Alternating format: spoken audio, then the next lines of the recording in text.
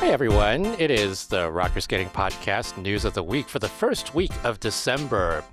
Good Lord, we are getting real far into this figure skating season. Hello, Michelle. How are you? Hi, Jackie.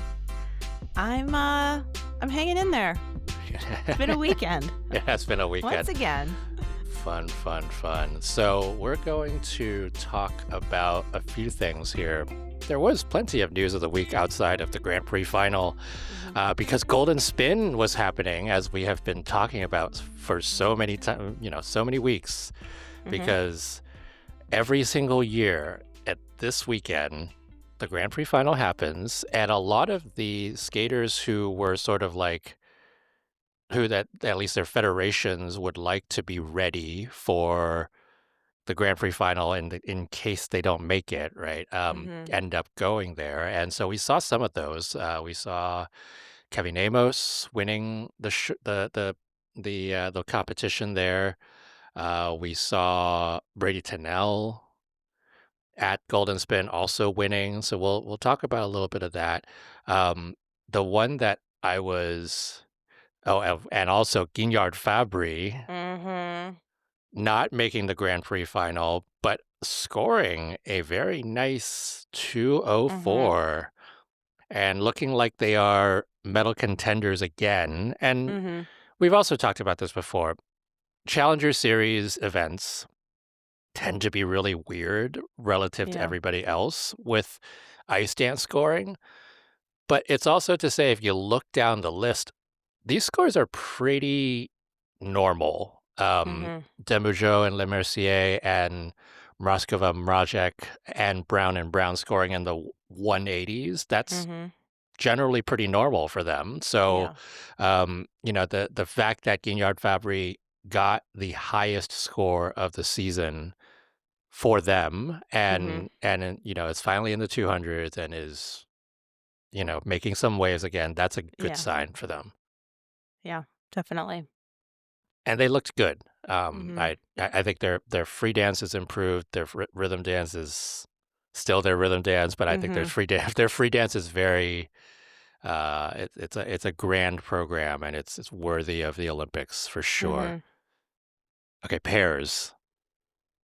Now, we've been talking about this pair for a long time this season because they started us off in the Olympic qualifying event and really at John Nicks. And Audrey Shin and Balazs Nagy have been through the ringer this season because they didn't get that third Olympic spot for the U.S. The U.S. is right now the third alternates for the spot, which still could happen, but still a long shot. And they've been losing to pairs that they, given their stature, early in the season with U.S. figure skating, they should not have been losing to. Yeah. It's been an up and down fall for them with a lot of stress and different things happening. So they came out at this event swinging with their new Tessa Virtue choreographed short program. Just laid it down. It was good. And the fact also that Audrey Shin landed all three of her throws is a very good sign for them.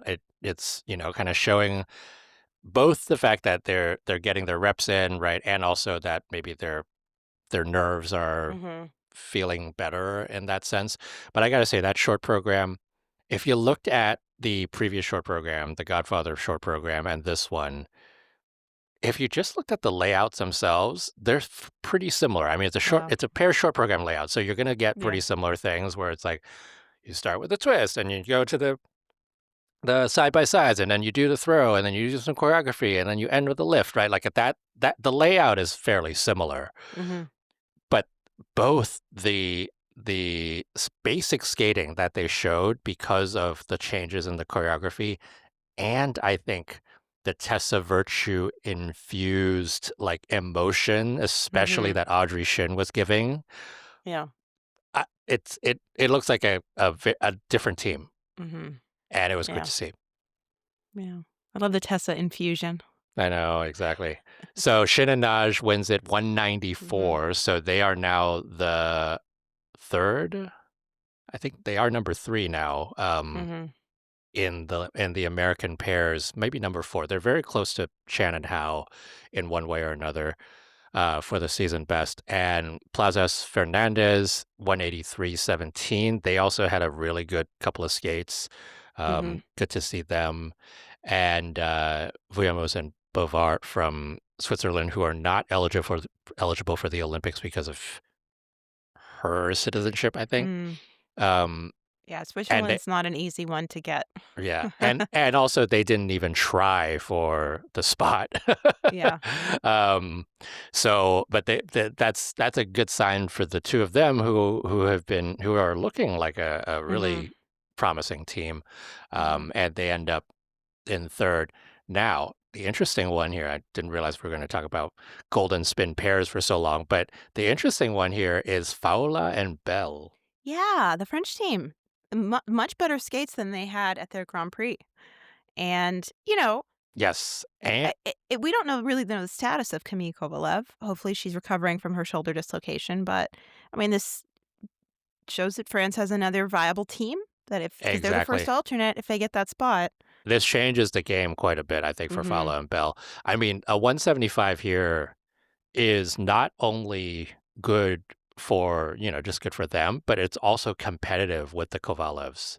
Mhm. And especially given how the Kovalevs have been skating this season and the Yeah. inconsistency and the fact that she's got a shoulder injury, it's we'll see what happens in 2 weeks when Mhm. French nationals happen if Camille is actually even ready to go to that. Mhm. Um, so that's good news for Fowler and Bell. As I was mentioning, Kevin Amos winning the Golden Spin, the men's event. He debuted a new short program, and it was in some ways a bit of like the extension of the first half of the short Mhm. program of the Gaga without the Gaga to end Yeah, it. the Gaga excision. Yeah, But he said Gaga will come back. in some way. So, bring her back. You know what? I'm glad that he made a change that he needed felt like he needed to make. But I personally would have liked to see more Gaga added rather than Gaga removed. But, Yeah, he's same. the skater, so it's his choice, so, I think what's interesting about that one is I always found that the Gaga part of the Gaga short program Yeah, didn't actually showcase Kevin Amos's skating abilities as much as totally. it should. But it was also choreographed by him too, Hmm. so that might be part of the reason. Yeah, Um, a lot of posing, yeah. and it actually gets small Mhm, versus what he can do. So Kevin Amos wins it 239.52. It wasn't a mhm. super fantastic skate, but gets the win. Arlet Levandi 226.88. So he keeps himself in the running for Mm, Estonia now. Estonia. We've been talking about Estonian criteria, mhm. and whoever it was who told us, I think it was Sasha Selevko, who Yeah. told the media about the criteria for the Mhm. Olympics. I looked at the criteria for the Olympics, and what he was talking about, which is two events in the fall, one Yeah. challengers and one Grand Prix, or two challengers or whatever it is, two international events. That was the criteria for Europeans. Mhm, And the Olympics criteria will include Europeans. mhm. Gosh, now I'm blanking on whether that is actually the case, but it is more than just the two events. But interestingly enough, Estonia national is not part of that criteria in any of it. Mm. So that will be interesting to see. I'm looking at it right now again. So for the Olympics, so there we go. It's based on the analysis of the results from the Challenger Series, the Grand Prix, and the European Championships. Mm. So it has nothing to do with for the Olympics at least, what is written in the rules is not an adding of the scores. It is based on whatever they called an analysis of the scores. I'm sure they leave that a little bit vague for certain reasons. Like they want to make sure that they send the person who they think is going to get the highest scores at the Olympics. And so that's what we have for that. Europeans is the combination of 2 Grand Prix or Challenger competitions for Estonia.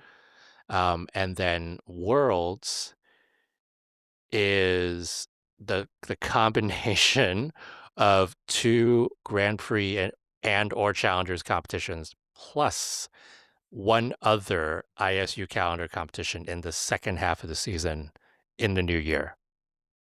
So for Europeans and Worlds, it is a straight up addition of scores. For the Olympics, as they have written it in the rules, it is based on the analysis of results.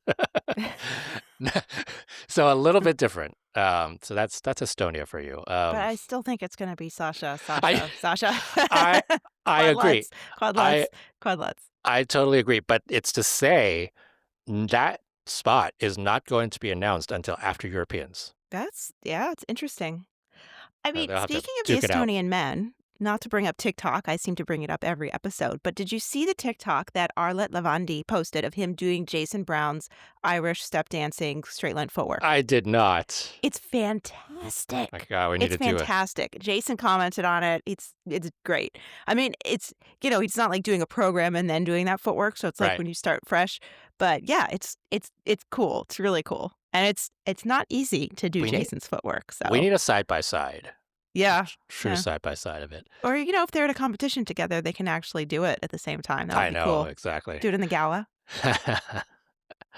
So Arlet Levandi gets silver. Luc Economidé, speaking of French nationals and the intrigue in 2 weeks, Luc Economidé gets third here. And he gets third, 11 points over Francois Pitot. Yeah. Interesting. So the third world spot will be very interesting because they've been back and forth all season long. Francois has been stronger in the Grand Prix, but this result here at Golden Spin was interesting. I looked up the word for intrigue in French. Is it Francois? Yeah, this is some intrigue. This is quite interesting. There's certainly some intrigue. Denis Vasiliev gets fourth. He's starting to skate a little bit better. Good for him. Does he have a coach yet? He does. And I don't remember who. That's some news. Good job, Jackie. Yeah. He does. I will have to figure out who it is. But there was somebody. I'm pretty sure there was somebody who accompanied him to Golden Spin. Oh my gosh! On his ISU bio, it says Coach NA. North America is his coach. N-A, not applicable. All right. For the women at Golden Spin, Brady Tennell wins it, 194.97. It was a good skate. It wasn't a great skate. There were again under rotations and such. It will be interesting to see how that translates to nationals. A lot because at nationals, Brady Tennell's jumps tend to be more likely to be called clean. Yeah. I will say, I have to admit, I have not yet watched Brady at this competition. But looking at her protocol, it seems like either she did a little bit better with the rotations or the panel was very lenient with her.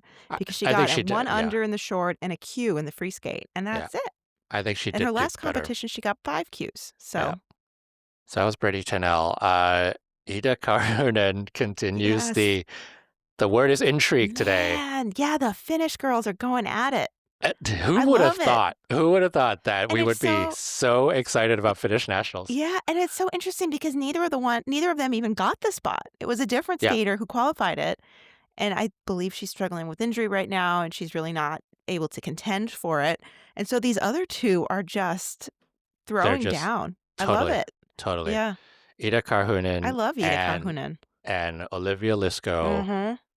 The showdown happens this weekend at Finnish Nationals, folks. This weekend. Now, I need to go and figure out if they have criteria, and Yeah, I'm sure they do. we'll have a whole show about it. Yeah. Okay, so that and then who is there? Somebody who was third? Sofia Samodelkina was Yeah, it was third. a bit of a surprise. She had a rough Eh, short and yeah, not a great free skate. yeah. Just a little bit rough. I think Mhm. she was recovering from an illness, so she was a little bit Mm. just a little Mhm. off all week. Mhm. But good to see her back after not being able to get to Finlandia for with Mhm. the visa issues. Mhm. Um, and then, oh my God, I am going to say intrigue one more time Mhm. because there was a showdown, another showdown between Leah Serna and Laureen Shield. And Mhm. for the first time in a long time, I think, Leah Serna wins the matchup. Mhm. This is France, Yeah. 171.93 Almost for 9 Leah. points. Yep, 162.96 for Laureen. Laureen has been so consistent in general, and this was a bit of a Yeah. surprise to I mean, see. she was awesome at her Grand Prix. Yeah, exactly. So they go into French nationals Mhm. very much like Luc and Francois being like, Mhm. okay, who's gonna get it? But this one is for the Olympic spot. Mhm. So all kinds of interesting things Mhm. about to happen. Golden spin. We could have spent a whole episode on it. Mhm. Okay. Oh yeah, and the thing that you saw, Yeah. Michelle, was Carrera Ponomarenko, who was out. Yeah, they were entered to this, and then they ended up not going. And the US ended up only sending 2 dance teams, which I think they could have sent 3, so that was interesting too. Yeah. And then pairs to round out our discussion about Anastasia Golubieva, who Mhm, from the Australian pair, uh, they actually were there in the mhm, short program. They withdrew in the free skate. I haven't had a chance to speak with them yet, but their short yeah, was a little bit off. They were doing a mhm, double twist and just like not quite in the kind of conditioning that they mhm, were in last year. But the fact that she's now able to travel outside of Australia is a good thing, yeah, and hopefully we'll see her get her citizenship soon mhm, because we're getting mhm. to crunch time here. Get that passport with a little kangaroo on the front. I love the kangaroos. Okay, there were a couple of national championships of note also over the past weekend. Latvian nationals happened. And the intrigue, I'm going to keep saying intrigue all the time here. The interesting one here was the men's event because the Latvian men have 2 spots at the Olympics. Mhm, And Dennis Vasiljev, there's no way he's not getting one. He wasn't even at Latvian nationals because he was at Golden Spin.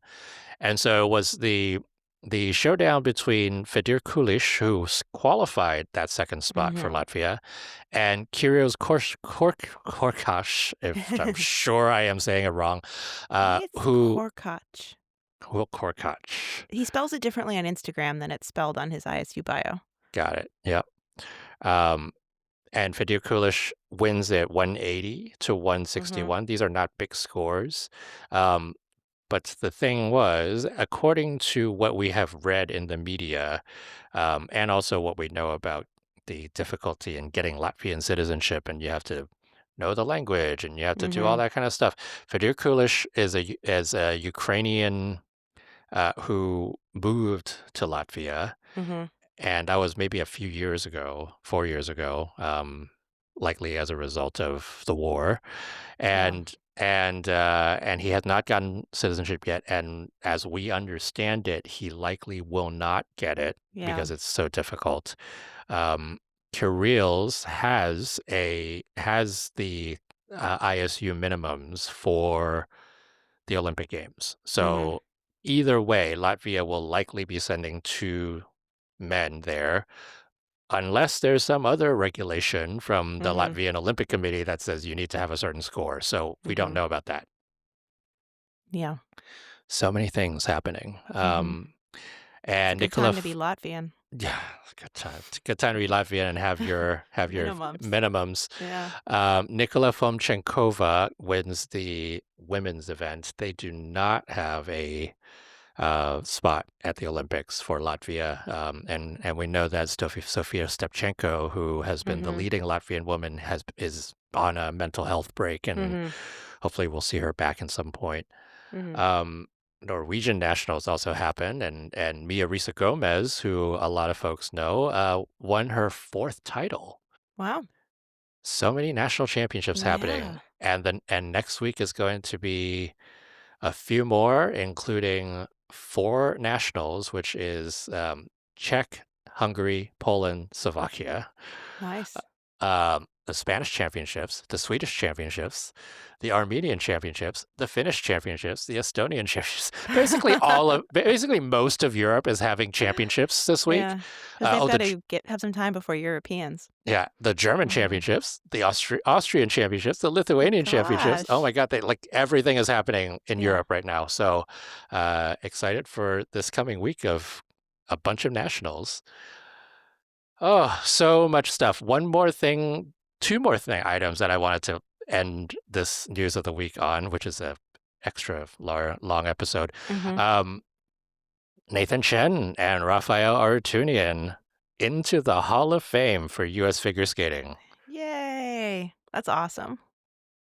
I don't really know what the Hall of Fame really does, but I'm glad they are. Glad they're there. I saw that Joe Inman is getting inaugurated too. He's a little bit of a controversial figure in figure skating. Would you like to tell the lore for about 2 minutes? I mean, he may have given Johnny Weir a 3.25 for transitions at one time. But yeah. There's other lore with Joe Inman, yeah, but there's yes. a few other little things. Okay, and then lastly, we read and heard was that Finland has released their 2nd spot, as we expected, for ice dance for the Olympics, because Orihara and Pirinen do not have this. Yuka Orihara does not have the citizenship. It hurts. I'm so sad. Come on, Finland. We're not going to see unhinged Moulin Rouge on Olympic ice, which is so sad. Tragic. Yeah. But that also means first alternates get called up, and the first alternate is Sweden. And not surprisingly, we have another citizenship issue here because Mila Rud-Reitan does not have her Swedish citizenship. I messaged with her a few days ago, and she said, we are doing everything that we can. We have our fingers crossed. I think there's something about residency, and she has been in Sweden for 2 years, which is basically the exact amount of time it requires for citizenship to be confirmed. So we are all holding our breaths and keeping our fingers crossed for Mila Rud-Reitan to get her Swedish citizenship. And also, there's I think people will know in the past that the Swedish Olympic Committee has certain requirements for skaters to be confirmed to the team. But if it is your first Olympics and you show great promise for the future, you start to get a buy. And so like Nikolai Mayarov got a buy, speaking of this literally the same person, but in a different discipline. And Josephine Taljagaard got a buy, right? Like all of those skaters, and before her, Anita Östlund got a buy. So I don't think that's going to be an issue for them. So Reitan Mayarov are the definition of great promise. They're so exactly. So Sweden, please. Yeah. Both citizenship and just like get them to the Olympics, please. And the next team on the list, the alternates list after them, is the Hungarian team. So Joker is next. And we're gonna end on that for news of the week for the first week of December 1st to December 7th.